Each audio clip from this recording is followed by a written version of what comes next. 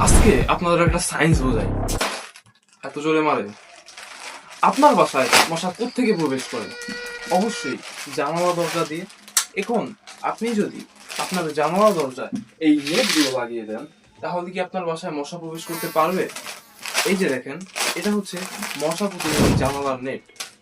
তো এই যে জানালার নেট, অ্যান্ড এগুলোর সাথে এই যে এরকম লোহা দেওয়া থাকে, হুক দেওয়া থাকে, যার মাধ্যমে আপনি এই চার কোনায় লাগিয়ে আপনি ফিটিং করতে পারবেন।